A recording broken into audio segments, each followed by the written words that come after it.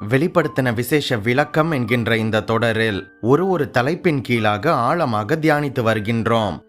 இந்த 19வது எபிசோடில் 6வது சபையான பிலதெல்பியா சபையை பார்ப்பதற்கு முன்பாக இந்த பட்டணம் எப்படி இருந்தது, எங்கு இருந்தது, இங்கு என்னவெல்லாம் இருந்தது, அந்த காலகட்டத்து சூழல் எப்படி இருந்தது, இதன் சரித்திரம், பொருளாதாரம், அரசியல், வாழ்வியல், சமுதாயம், சமயம், மக்களின் பக்தி மற்றும் இப்போது எங்கு இருக்கின்றது என்பது பற்றிய தகவல்களை பார்க்கலாம். அமெரிக்காவில் பிலதெல்பியா சிட்டி பெனிசில்வேனியா ஸ்டேட்டில் இருக்கின்றது. அதற்கு எதற்கு இந்த பிலதெல்பியா என்கின்ற பெயர் வந்தது என்பது பற்றிய சுவாரஸ்யமான தகவல்களையும் இந்த பதிவில் பார்க்கலாம். வீடியோக்கு ஒரு லைக் பண்ணிட்டு கடைசி வர பாருங்க. நம் Bible wisdom Tamil WhatsApp channel link டிஸ்கிரிப்ஷனில் இருக்கின்றது. கிளிக் செய்து வாட்ஸ்அப்பிலும் இணைந்து கொள்ளுங்கள். ஒருவேளை நமது சேனல் நோட்டிபிகேஷன்ஸ் பற்றி யூடியூபிலேயே உங்களுக்கு வரவில்லை என்றால் பெல் பட்டனை கிளிக் செய்து ஆல் என்கின்ற ஆப்ஷனை செலக்ட் செய்து கொள்ளுங்கள்.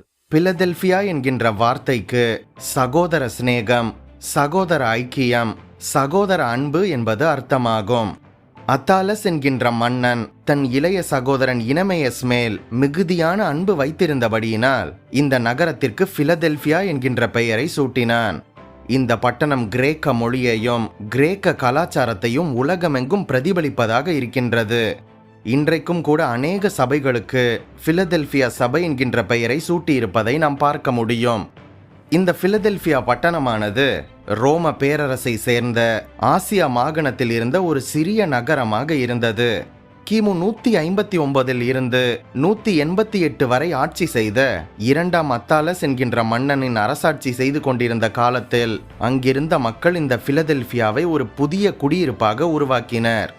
பிலதெல்பியா என்கின்ற இந்த பட்டணமானது மீசியா, லிபியா, பிரிக்கியா என்கின்ற நாடுகளின் எல்லையில் இவை அனைத்தும் ஒன்று கூடும் இடத்தில் கட்டப்பட்டது.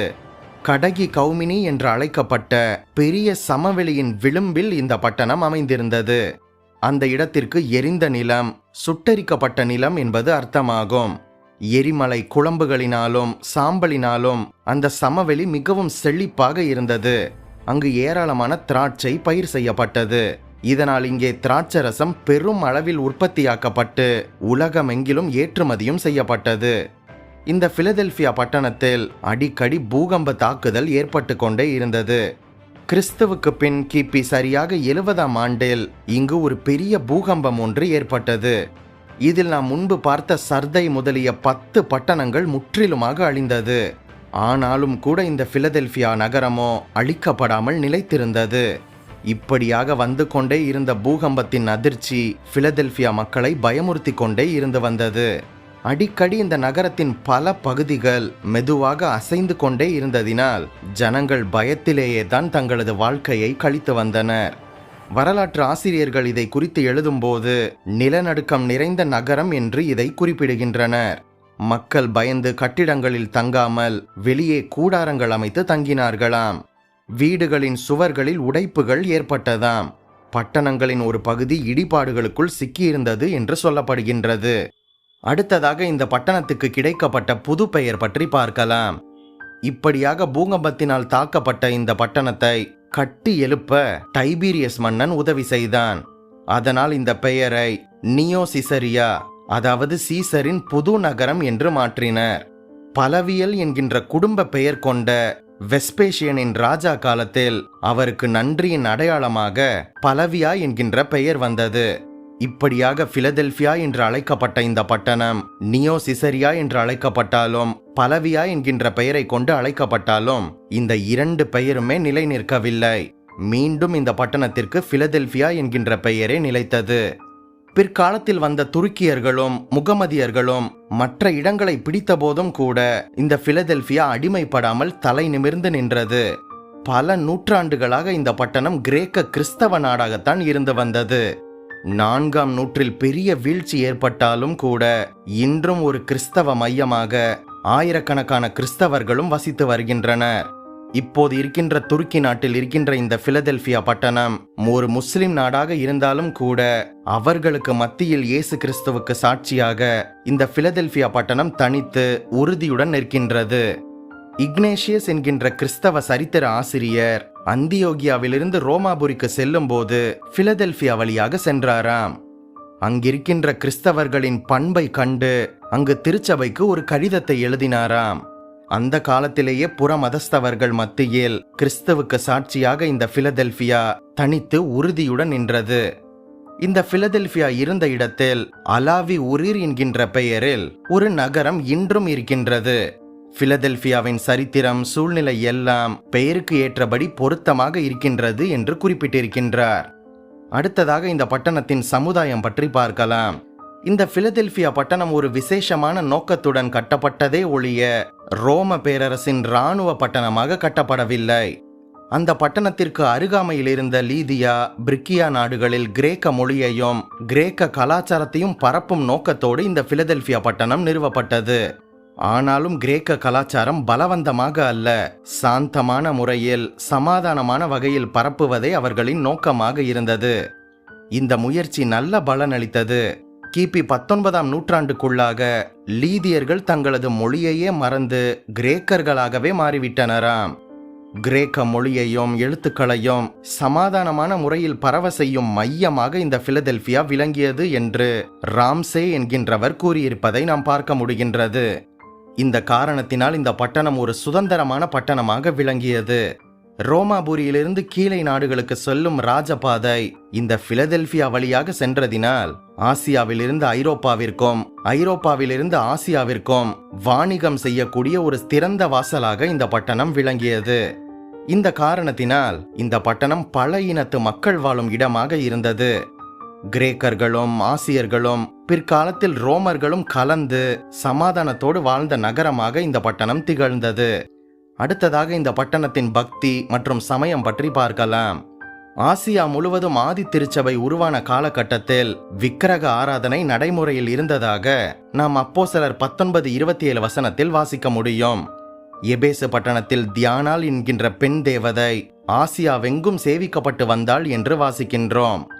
அஞ்ஞானிகள் என்று சரியாக அழைக்கப்பட்ட இந்த மக்கள் அனைவரும் தங்களது அறியாமையினாலே அருவருப்பான இந்த விக்கிரக ஆராதனையில் ஈடுபட்டு பல தெய்வங்களை தொழுது வந்தனர். சூழ்நிலை இப்படியாக இருந்தாலும் கூட இந்த பிலதெல்பியா பட்டணம் ஒரு சுதந்திரமான ஒரு பட்டணமாக திறந்த வாசலாக இருந்தபடியினால் இங்கு இயேசு கிறிஸ்துவை பற்றிய சுவிசேஷம் எளிதாக அறிவிக்கப்பட அது ஏதுவாக அமைந்தது. எபேசுவில் இருக்கும்போது அங்கே பெரிதும் அனுகூலமான கதவு திறக்கப்பட்டிருக்கின்றது என்று கூறிய பவுலை போலவே வைராக்கியம் மிகுந்த அப்போலோ என்பவரும் எபேசுக்கு மிகவும் அருகில் இருந்த இந்த அழகிய நகரமான இந்த பிலதெல்பியா பட்டணத்திற்கு சுவிசேஷத்தை எடுத்து சென்றிருப்பார்கள் என்று சரித்திர ஆசிரியர்கள் கூறுகின்றனர். இப்படியாக தேவ ஊழியர்களின் வைராக்கியமான ஊழியத்தின் மூலம் விக்கிரகங்கள் நொறுங்கின. வெகு சீக்கிரத்தில் திரளான மக்கள் இந்த பட்டணத்தில் ரட்சிக்கப்பட்டனர். அந்த நகரத்தில் அந்த காலத்தில் 25 கிறிஸ்தவ தேவாலயங்கள் இருந்ததென்று அறியப்படுகின்றது. ரோம சக்கரவர்த்தியாகிய டிராஜன் என்பவன் கிறிஸ்தவர்களை எல்லாம் உபத்திரவப்படுத்திய போது இந்த பட்டணத்தை மட்டும் விட்டுவிட்டான் என்று சரித்திர ஆசிரியர்கள் எழுதுகின்றனர். இந்த பட்டணத்தை மட்டும் விட்டுவிட்டான் என்று சரித்திர ஆசிரியர்கள் குறிப்பிட்டிருக்கின்றனர். அடுத்ததாக பிலதெல்பியா பட்டணத்தின் இன்றைய நிலை பற்றி பார்க்கலாம். இந்த பட்டணம் தேவநகரம் என்கின்ற அர்த்தத்தை கொண்ட அல்லாசேயிர் என்கின்ற பெயருடன் இன்றைய துருக்கி நாட்டில் கிட்டத்தட்ட 15,000 மக்கள் வாழுகின்ற ஒரு சிறிய நகரமாக இருக்கின்றது. இங்கு 10 முதல் 12 கிறிஸ்தவ சபைகள் இன்றும் கூட இருக்கின்றது. இங்கு இருக்கின்ற குன்றின் மீது நாம் ஏறி நின்று பார்த்தால் சிறந்த வீடுகளையும் சிங்காரமான காட்டு பகுதிகளையும் செழிப்பான திராட்சை தோட்டங்களையும் இவை அனைத்துடன் ஆங்காங்கே உயர்ந்து நிற்கின்ற கிறிஸ்தவ தேவாலயங்களையும் நாம் இப்போதும் கூட பார்க்க முடியும். உங்களுக்கு ஒரு விஷயம் தெரியுமா? வெளிப்படுத்தின விசேஷத்தில் சொல்லப்பட்ட ஆசியாவில் இருந்த 7 சபைகளில் இன்று 2 மட்டுமே காணப்படுகின்றது. ஒன்று உபத்திரவப்பட்ட சிமிர்னா, அது இன்று இஜ்மீர் என்கின்ற பெயரில் அழைக்கப்படுகின்றது. இதுவும் துருக்கி நாட்டில்தான் இருக்கின்றது. கிறிஸ்தவர்கள் அதிகமாக காணப்பட்ட இந்த இடத்தில் இப்போது முஸ்லிம் மதமும் அது ஒரு முஸ்லிம் நாடாகவும் விளங்குகின்றது. அடுத்ததாக இந்த பிலதெல்பியா பட்டணம். இந்த 2ஐ தவிர மற்ற 5 சபைகளும் இந்த சபைகள் இருந்த பட்டணங்களும் இப்போது முற்றிலுமாக அழிந்துவிட்டன.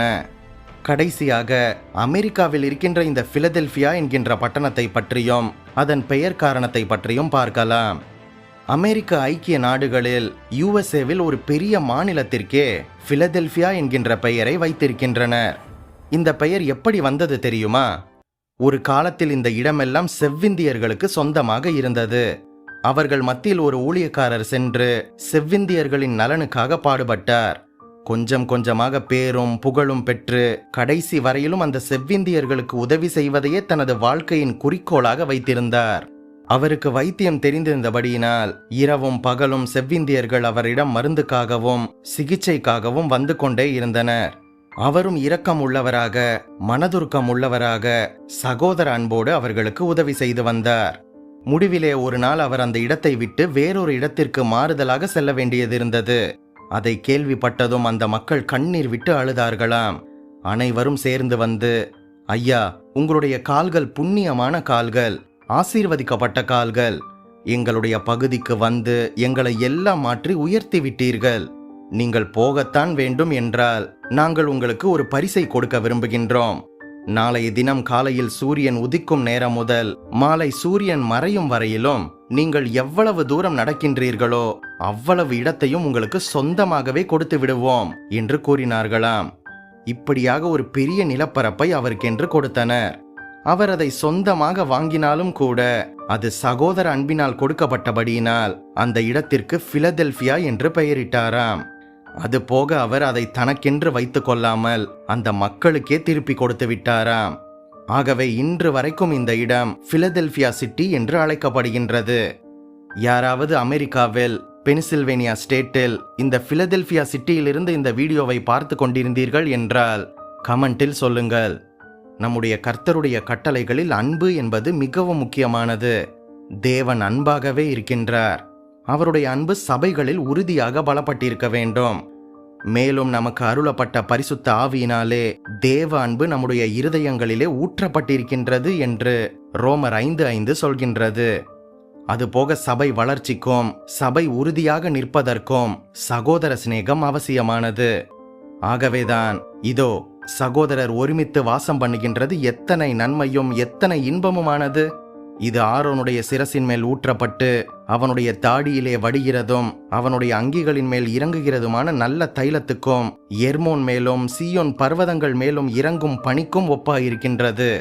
அங்கே கர்த்தர் என்றென்றைக்கும் ஆசீர்வாதத்தையும் ஜீவனையும் கட்டளையிடுகின்றார் என்று சங்கீதம் 133:1-3 வசனங்களில் சொல்லப்பட்டிருப்பதை பார்க்கின்றோம். அன்பே பிரதானம். நீங்கள் ஆசீர்வதிக்கப்பட்டவர்கள். இப்போது இந்த பிலதெல்பியா பட்டணம் பற்றிய வரலாற்று தகவல்களை பார்த்தோம். இது பிலதெல்பியா சபையின் அந்த காலகட்டம் பற்றி நீங்கள் புரிந்து கொள்ள இந்த வீடியோ உதவியாக இருந்திருக்கும் என்று நம்புகின்றேன். அடுத்த வாரம் பிலதெல்பியா சபைக்கு எழுதப்பட்ட கடிதம் பற்றி பார்க்கும்போது இன்னும் தெளிவாக உங்களுக்கு புரியும். அடுத்த வீடியோவில் சந்திப்போம். நம் பைபிள் விஸ்டம் தமிழ் சேனலுக்கு சப்போர்ட் செய்யுங்கள். இந்த வீடியோவையும் நமது சேனலையும் உங்கள் கிறிஸ்தவ நண்பர்களுக்கு அறிமுகம் செய்யுங்கள்.